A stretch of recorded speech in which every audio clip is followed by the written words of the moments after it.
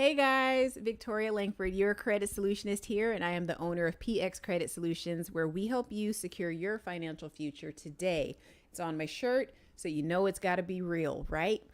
Happy Wednesday, happy hump day. I'm coming to you on this super early live stream. It's still dark outside here in Virginia. I'm on the East Coast, just for those of you that don't know.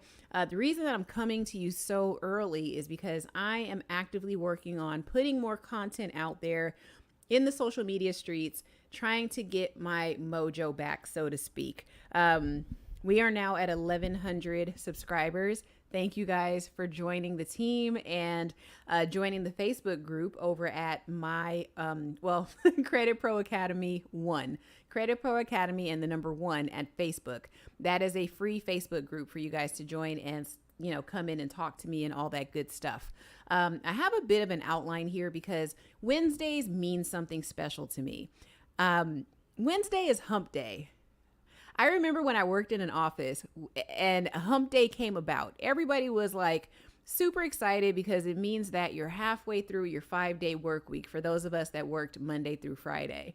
Wednesday was really just the day that you started to look forward to the weekend. I, however, think that every day you wake up should literally be like a weekend, right? I have that idea and that belief because every day is really the first day of the rest of your life. Now, very often when we get stuck in the rigmarole of going to work every single day, we kind of lose sight of our goals and what we really want to do with ourselves.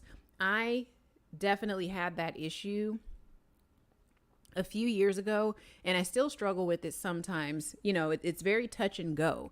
When it comes, though, what I do oftentimes is I get very quiet. I take stock of everything that's going on around me, and then I look for the holes. I might touch on that a little bit later in this live stream, but it's very early, so I don't anticipate many people are going to join. But if you do, come on in, take off your shoes and let me know what you're drinking. I got you. As a business owner, I have definitely experienced when I was in the workforce in an office setting, the phenomenon that is quiet firing. That time where you walk into an office and you can tell the vibe is off, but you can't really put your finger on it. Maybe your boss isn't really as receptive to you anymore. They're not really listening to your ideas. You're just feeling off. It's a little empty. It's a little vapid. Well, there's a reason that that's happening. It used to be that it was just people in the office maybe had a bad day or something like that, and it wasn't really a big deal. Now, however, because so many companies are downsizing and making positions redundant, it's going to benefit us to pay attention to when we may be getting quiet fired. This essentially means that your boss or your organization is not going to have the guts to actually tell you to leave, but they're going to squeeze you out like pus in a pimple. I can talk like that because it's really early. They're going to squeeze you out, essentially. You don't want to be that person that this happens to. So I'm going to give you a couple of indicators. I had a live stream about quiet firing with mentor Shelly, I want to say, and it had to be like 1 or 2 years ago, because this has been happening for a while, but it's happening a lot more lately. Now, September is coming up very soon. And if you know anything about businesses and budgets, September is actually where most companies determine who they're going to let go at the end of the year and how they're going to handle their company fiscally in the year coming up. This is when they actually start allocating their funds. I only know this because, again, when I had my corporate job, part of my job was to work with my boss, who was the assistant director for the organization. I was actually tasked with looking at her budgets. So it's kind of different when you get that kind of perspective where you are the person that's looking at it. Of course, I don't make the decisions, but I get to look at it. When I was in the property management space, I was in charge of requesting certain things from my budget. And then, it would go to the corporate office and then we would get the response. Anyway, right now, budget time is coming up. You want to be on the better side of that budget allocation, right? And if you aren't, I got a plan for that. I'm a small business owner, and that's your plan. And we'll talk about it at the end of the live stream. Anyway, Let's talk about quiet firing, okay? I do have a little outline here. I want to explore some of the ways that your employer could be quietly firing you. And on this Wednesday morning, when you walk into your place of business, your place of work, I want you to pay more attention, be more in tune. If something's off and you can't put your finger on it, you're not tripping. Okay, so we're going to kind of go into something insightful here. Now, what is quiet firing? Quiet firing essentially happens when an employer makes an employee's work environment so difficult, unpleasant, or uncomfortable until you feel that you have no choice but to leave. They're very slick about it because they don't want you to feel as though you're being abused. It's passive aggressive. It's an approach that can leave an employee feeling very defeated, frustrated, and undervalued. And that's the point. The question is, though, how do you tell the difference between a poor work environment and when you are actually the target of the quiet firing? It's very difficult. And that's why I wanted to have this conversation with you the very first thing in the morning. So I'm going to jump right into the signs. I feel like I've been talking long enough. The very first sign is reduced responsibilities. Now, we have this phenomenon in the workforce that's called quiet quitting. Quiet quitting is not actually quitting. The name really just doesn't give the action behind it justice. Quiet quitting is doing the job responsibilities that are on your job description and nothing more. So it's kind of tricky to be a quiet quitter, but not recognize when your responsibilities are being reduced. These are two things that they're kind of mutually exclusive and they shouldn't exist in the same place, because if you're actively only trying to stay within the confines of your job description, you might not be able to tell when your responsibilities are reduced. You see that? You're too caught up in not wanting to go the extra mile that you can't even tell they're taking some of those miles away, right? So the first sign of quiet firing is actually when they start targeting the quiet quitters and giving them less to do. In your mind, you might be thinking, oh, it's getting easier, but it's actually really your company taking inventory. They're looking at what you're doing, seeing how important your position is, and the less you do, the more you're showing them that you are redundant and they can do it without you, okay? So the first sign of quiet firing is a significant reduction in your responsibilities. If you've noticed that your tasks are slowly decreasing, maybe the projects that you once led are being reassigned to others or something like that. If you've noticed that you're no longer included in important meetings, that's an indication. Projects that you once owned are getting either eliminated or given to somebody else, right? With no explanation. Like you're still available. You still have the time. You've been doing it for years, but they gave your job to somebody else. That is now something they've actively taken away from you and reduced your responsibilities. Okay. Meeting exclusions. This one's kind of tough because a lot of people don't like to go to meetings because they have the idea that meetings could be emails. Please stop saying that. Show up to the meeting. I know it's awkward when you're the first person, even if you're remote on a Teams meeting, if it's just you and one other person, just say something. Say hello, just so you know you did it, okay? Show up to the meetings, okay? But if you notice that they start to not include you in the meetings, that is a problem. Let's talk about the other area that is covered in reduced responsibilities. If your tasks used to be very labor intensive or like you had to have a lot of mental focus, if your workload is now filled with like menial, low impact tasks, that is an indication that they are tamping down. They're kind of trying to wind down your position to see if it is necessary. This isn't always the case, but sometimes it is. And I'm going to say, because if you go to work today, it's Wednesday. If you go to work today and you notice that that's happening, I just want you to pay more attention. It is a strategic move to make you feel less significant. Okay. The goal is to demotivate you. And they're kind of doing that in the hopes that you'll leave voluntarily. I used to hear People in the corporate space, they were happy that they were getting less work to do. What is wrong with you? No, okay? Unless you literally already have your promotion lined up and you've already signed the paperwork, they're not giving you less work they're not giving it as a reward. It's a test, okay? Now, if you notice this is happening, it may be time to really have a candid conversation with your boss. Now, I will say, with the auditing work that I do, aside from credit repair, I will say that like the workload is the same. However, there's more like balance to where, hey, if I have, say, 40 sites that I have to look after for the day, well, I can probably get that done in a couple of hours.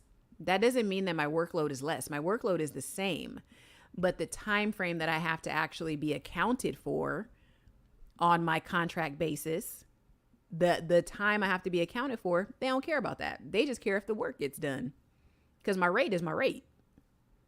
The money's going to be there. So that's what I'm saying. Like in that case, I don't worry about that. Okay. Now, sign number 2 would be a lack of communication and or feedback. This one's big because a lot of people actually want to not have to communicate with their boss, and they think that when their boss starts to leave them alone that it's a good sign. No, it is not. Okay. That is like literally the second sign that you are being quietly fired and squeezed out like a pimple. Okay. Constructive feedback and communication are really crucial for your personal and your professional growth. Really, there's no way that you're going to know how good or bad you're doing unless you get that constant like reinforcement. Somebody has to look after you and tell you how you're doing. If your boss or colleagues start to give you the silent treatment, believe me, something took place in your absence, okay? If your manager stops responding to emails or messages, that's a really direct, like, approach. That probably just means that you're going to get fired. But just pay attention. If the communication starts to wane a little bit, something's up, okay? Or you don't receive any feedback. I remember I was at a job where they stopped doing quarterly reviews for the entire year. We didn't even notice it. Nobody got fired, but it was cause for concern because we were like, wait, you're not really even looking at what we're doing. So how do you know that we're doing the job effectively? You don't know. So that was a concern, but eventually they started to implement those spot checks again, which is great, you know, and everybody, all was well with the world, right? But you should always have your head on a swivel when it comes to your employer, okay? Isolation. If you go in and you feel isolated from your team and you're out of the loop with important developments, that really could mean not necessarily that they're going to quiet fire you, but it could be an indication that they're paying attention.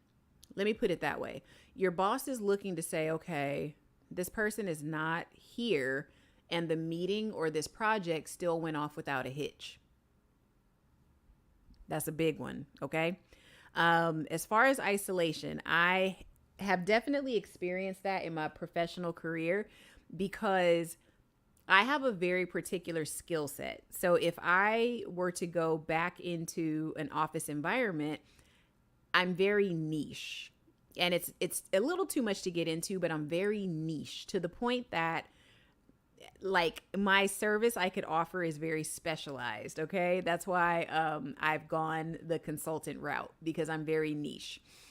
Now, while you stand to make more money if you're niche, you are an acquired taste. So if you walk into your office feeling like you are now the acquired taste, it's very likely that that job is going to make your acquired taste redundant. Case in point, with my last corporate job that I had, thank God I left before the crap hit the fan.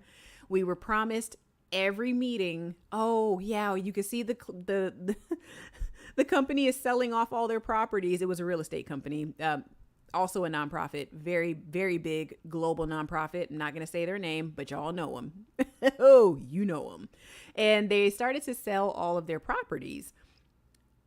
The main one being the corporate office that was the one I worked at.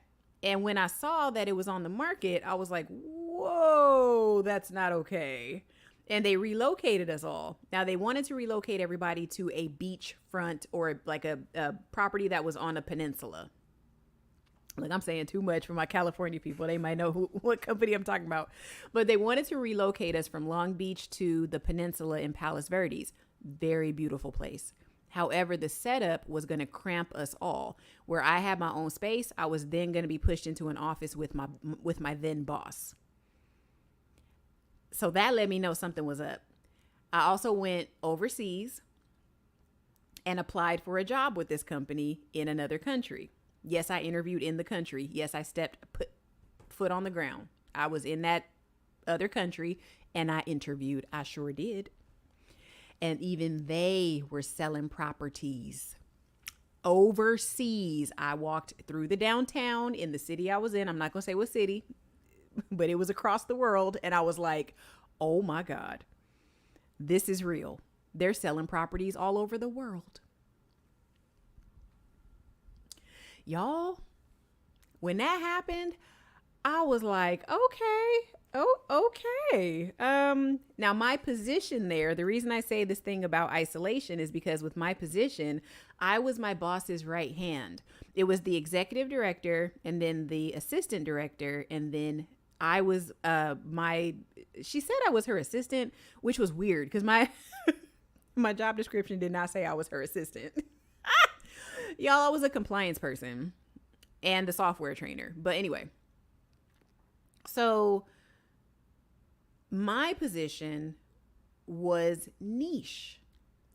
And I remember with that job demonstrating that I was very good at training. I'm very good at speaking to a group of people.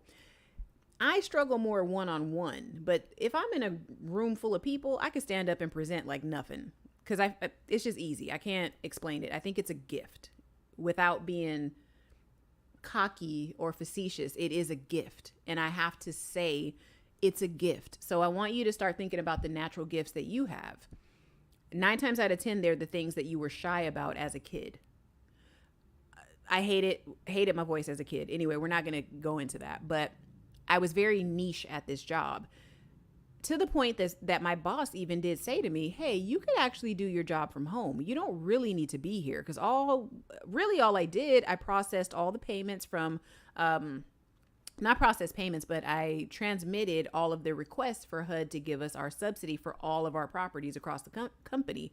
Software training, training managers on HUD policy, protocol, procedures, everything, right? I was a mixed bag. Honestly, I should have left that industry being somebody's director. That is what I should have done. But I was niche. And in that situation, I could see the writing on the wall. In that position or in that company, there was only one of everything. The only department or section of that company that had multiple people were the accountants. But everybody else, it was just one and one. The director and you, the supervisor and you. You know what I mean? It was too dangerous. It was like, wait, if there's only 2 of us, it's not going to be nothing for y'all to let go of one of us and just have the other one take on more jobs, like take on more tasks. So what ended up happening was I left. I said, I'm not doing this. And I tried to get promoted. That's a whole nother story for a whole nother live. Maybe I'll do it tomorrow. But what ended up happening with that, I saw the writing on the wall. So I got out of Dodge and got myself a remote job doing the exact same thing. Y'all, within a year, I caught wind and I found out they made my position redundant. Do you know what would have happened if I didn't pay attention to the writing on the wall? I would still be, oh my God, I'd be unemployed. And because it was a nonprofit, they didn't have to pay us unemployment. They didn't have to give us a severance package. I don't even know what happened to the girl that took my position. But when I looked at the bigger picture, I knew before they even made the position redundant, like I said, I went overseas. I saw the writing on the wall. And the other part about it was that I didn't want to sit in the same little room with my boss. The office would have been about the size of this room. I would have been here. She would have been there. We would have been hearing each other's whole phone conversations. You know, love her to death, but she talked on the phone all day. That's all she did. She worked, but she talked a lot on the phone and did personal stuff during her job, during the workday. How awkward would that be? You know, if you're sitting there busting your butt and then maybe your boss is just, kind of chilling. It was a laid back job. But yeah, that's number 2. Look for if you're being isolated. So we were technically being isolated, and like I said, I could see it. And before I got fired or laid off, I left. Thank God I did that. I would have never started my business either. I would have never left California. I would have never done so many other things. So sign number 3, that you are being quietly fired. Unrealistic expectations and impossible deadlines. The third sign is the imposition of these unrealistic goals. Suddenly your work, this is the opposite of the other. Where you get less work. This is where you get excessive workloads. You're suddenly overwhelmed with more tasks. You have impossible deadlines to complete said tasks. And then you have constant pressure. When you were in a laid back work environment, all of a sudden, now they want to be down your back. That's where you start to get monitored. With remote work now, a lot of people are stressing out because companies are finding ways to eliminate you. If you are using mouse jigglers, which a lot of people may or may not be using mouse jigglers, just screen grabs, they'll record what you're doing on your on the screen. They do all kinds of stuff like that, but if there's constant pressure, you could be on the chopping block. Let's just call a spade a spade. That could be happening. The way employers are able to get around that is when they tell you other duties as assigned. They will they'll jip you. And that's how they get more work out of you before they eliminate your position. Okay. I haven't personally experienced that, but I've seen that happen to other people. I have. So if you go into work today and you feel that is happening to you, I want you to pay close attention to it, because it could be a sign that you are about to get quietly fired. Okay. Now here's what to do if you suspect that you're actually being quietly fired. Number 1, always have your resume ready. If you want some help with resume writing, I think she was taking a little break, but she might be back now. Go check out Mentor Shelly. And I believe it's mentorshelly.com. And she can actually write your resume for you and give you tips on how to interview, because you should always be out there marketing yourself, marketing your skills, right? Upping the ante, so to speak. So when that time does come that you are squeezed out, like a splinter in your finger and they squeeze you out, you'll have somewhere to go, right? You're marketable. Don't let them make you feel like you're not. Everybody's marketable. Everybody has a marketable skill. If you find that you no longer fit into the workforce, it could mean you are now ready to become a business owner, which is why you should get our 30-day small business blueprint, right? You should get that. I'm going to leave the link in the description, but that course over at Thinkific, it's part of my Solutionist University. It's going to teach you how to start a small business in 30 days. I even have a list that has like probably 75 to 100 small business ideas. That's like within the first 10 minutes of the course. I also show you some of the numbers that make this country run. America's run on small business. I know the TV tells you American runs on Dunkin'. No, it doesn't. Okay. It runs on small business. Okay. That's really what it does. Walmart. Yeah. Okay. They run stuff, but they don't run everything. Okay. A lot of these big companies that you see, honestly, they're hitting the lick. That's it. But if small business disappeared, if all the farmers disappeared, believe me, America would feel it. America would feel it. So don't ever think small business isn't worth it. It is. Again, if you have a skill set, I'm an orator. I am now coming on to my platform more frequently to sharpen that skill of being an orator. Because I can tell you today, I'm going to be on somebody's stage speaking to you about financial literacy. That is a given, right? That's a given. That's a skill that I know that I have. I'm not going to squander it. I'm going to accept it finally and give it to you here on this platform. Give it to the people in my community. You guys know I'm a mentor also to the youth here with an organization called Violence Solution. And y'all know I love the word solution. So when I found out the name of that company, I said, yes, I will be a mentor. Yes, yes, 1,000 times yes. And that work is so rewarding because I also practice my public speaking there because, we speak to the youth, and youth, they're very smart cookies and they are hard nuts to crack, right? Because kids, you have to gain trust. So I'm already learning how to grow my business by being a mentor because I'm learning how to speak more eloquently, more on the fly, right? So that's why I'm pushing the Small Business Blueprint course. Okay. If you don't trust the process, that's okay. I didn't trust the process at first when I left corporate either. I understand. But when are you going to take a chance? I'm taking a chance waking my butt up early and being on this live stream just talking gibberish. And I'm going to be out of here within 30 minutes. I am. Like the stream as you come in though. But Small Business Blueprint, I'm going to put that I might put it on the screen. I'll see how I feel about that. But yes, Small Business Blueprint, you definitely want to join, okay? Don't say nothing. Don't ask no questions. Stop. Just do it, okay? The small investment that you make to buy that course and you have lifetime access, the small smidge is just a smidge. I give you names of apps that you could use, bank accounts, banks that you need to work with, why you need to have more than one bank account. As a business owner, even as a regular person, John Q. Public, you need to have more than one bank account. We go over all of that in that course. You can communicate with me in that course. Once we get enough people, we will start doing weekly chats in that course. Brainstorming ideas. Okay?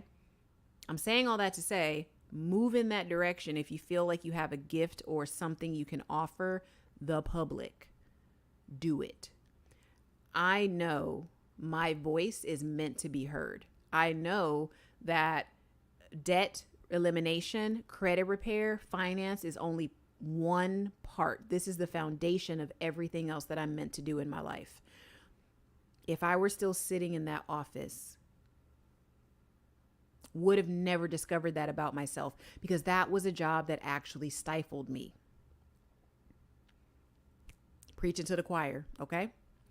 So, what to do if you suspect you're being quietly fired other than getting the Small Business Blueprint? If you suspect, don't panic. Okay. The first thing you got to do is start to document everything. Again, Mentor Shelly can help you with that as far as how to professionally document everything. You want to document communications, emails, any changes in your responsibilities. When you have these conversations, please stop doing it verbally. Promises that are made to you in a corporate office verbally, that's as good as a fart in the wind. It's as good as a fart in the wind. I'm sorry I had to say that. So document everything. I told you guys on yesterday's live stream, I have a background in compliance. I know y'all hate to see somebody like me coming. This is why, honestly, when I start dating, I don't even tell men anymore that I have that background because the first thing they think is, oh, crap. Not only is she into money, but she's going to be able to pick up when I'm lying. Damn it. Next. But seriously, keep records, okay? Seek clarity. I am very big on clarity, and that annoys people too. But I know it's a skill that's going to get me far. You have to have clarity. Clarity gets you closer to the goal. If you can tell somebody's BSing you or something doesn't feel right in the job when you walk in, request a meeting with the manager, discuss your roles and expectations, and ask them for direct feedback. Oftentimes in professional settings, bosses don't know that you want direct feedback. We're so used to not being direct that when someone is direct, it catches another person by surprise, and sometimes they get offended by it. That's not your problem. You have every right to go in and ask for clarity. And because you've been documenting everything, you can go in with a timeline, right? And well thought out questions. The next thing you can do is reach out to HR. If the situation does not improve, reach out to your human resources department and get some support and some guidance. Now, I'll tell you a short story about that happened to me. Before I left that corporate job and I told you that I went for that promotion, I was already 7 years in the game. I should have gotten that job. It was for a regional manager position for properties. I've already done compliance. I train all of your managers on the software. I do all of the transmissions to request our money from HUD. I do budgets. I do everything. Why am I not a shoe-in for this job? Everybody in the territory loves working with me. The managers think I'm I guess maybe now that I'm saying it out loud, it probably is not a good idea, but I was very friendly with all the managers. Like, you could call me and we could talk and I could work you through your issues, right? And get stuff rectified. I have a good rapport across this company. Why are you not? Like, what? It didn't make sense. So when that happened, I said to myself, okay, I'm going to HR because this is stupid. I've been with your organization this many years and you're going to tell me no. Okay, cool. What it ended up being, though, she'll never admit this, but I know that this person didn't like me. She just didn't like me. Some stuff happened. I knew it. You can feel when another person doesn't like you. And that happens in life. I know I'm likable, but I'm not everybody's cup of tea. And because this person was running that organization, she had the final say so. However, because I'm me, I went and I told HR. I said, I think this is personal. And guess what they did? They put me on a fast track to upper management. They said, hey, we'll give you this time frame. Work with us. We'll get you on the fast track. Yo, I quit that job. I gave them 5 days notice. I was gone. I was done because that showed me, oh, they really don't care. You could be with people for years, but the minute you try to move out of the capacity that they want you in, the only vision they see for you, now it's a problem. And I remember the reason she said she wouldn't give me that job was because she said, hey, I actually wanted to put you in your boss's position when she quits. My boss was never going to leave. She was already 70. And she told me, I'm not going to stop working until I can't freaking wake up. She wasn't going to quit. She had just bought another house out of state. Y'all, she wasn't quitting. You see how that upper management person was setting me up? Because she already knew, I guarantee she already knew my position was going to be eliminated within a year. She was just stalling me out until I was going to get laid off. I'm not dumb. You guys, I'm not dumb. Y'all. I might play an airhead sometimes, but I am not an airhead. I can see the writing on the wall. Okay? So reach out to HR. Even though HR's job is to help the company, they still have to pretend like they want to help you. Because see, once you start documenting things, you now have a case for wrongful termination depending on how you have documented things. Let's talk about it. And explore other opportunities. Now, sometimes the best option is just to look for the new job. Look for a new job. And realistically, when I was at that corporate job, I will tell you what I used to do because I'm very talkative, as you know. But I consider myself very, I'm endearing. Honestly, on this podcast / video transmission, I'm going to start pumping myself up because I can. And you should start doing that for yourself too. I'm endearing. Okay? I am. And I knew, okay, let me go to some different floors in this building. And I started going to different floors and talking to different people.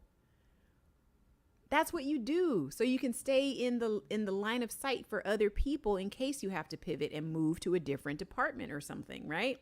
But I was so done with that job because I could see the writing on the wall. They were trying to quiet fire me. And because I had the nerve to try to step out and excel before this person thought they wanted to do that, it was like, oh, now we have to scramble.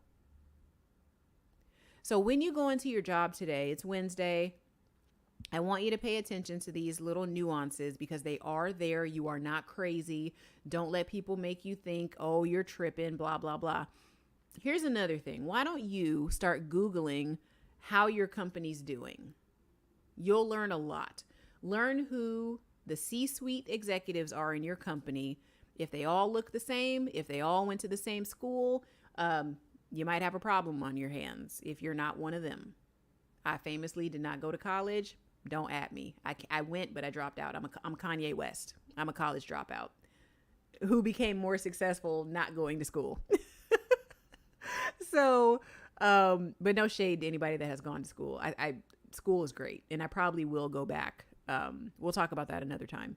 But yeah, research opportunities, man. Get out of there. Like, when the sun comes up here, you know, I'm going to also still be brainstorming different ways to grow my business and different products to add. Because I really do want to go in a different direction very soon, you know? So, because I see the writing on the wall. Like, I don't want to do credit repair forever, you know? I like debt. I like talking about money. I like talking about emotions and how they tie into money. You can't do that with credit repair all the time, right? So I'm always going to be the credit solutionist, but you know, do you hear Dave saying I'm Dave the credit guy, Dave Ramsey the credit guy? No, Dave Ramsey is just Dave Ramsey, right? I am Ashley Victoria Langford. I am the credit solutionist, but I'm also somebody that cares about people that are in debt. I care about how your emotions are tied into it. I care about your future, because if you don't have money, you will not get to meet the future family you could have, your future partner. You're not ever going to get to take that first class trip to, I don't know, Italy, whatever, you know? I want you to meet that version of you, you know? So anyway, guys, these were the ways that you know that you might be getting quiet fired. It's not always as abrupt as TV would have you believe. It's not like what Donald Trump used to do. You're fired. It's not that. It's not always that. Sometimes they just want you to leave. So don't forget to like, share, and subscribe to the channel. The Credit Solutionist here on YouTube. Join the Facebook group. It is totally free. Credit Pro Academy #1 on Facebook.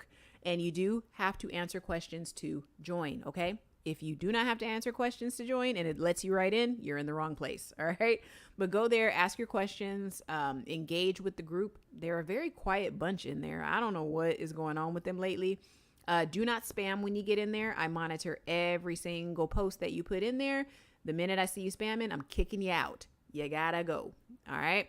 I will loudly fire you and dismiss you. So, guys, have a great hump day, and I wish you the best in your professional journey today. Be sure to reach out to my girl mentor, Shelly, if you have any career questions. You know, I'm pretty sure that she'd be happy to hear from you.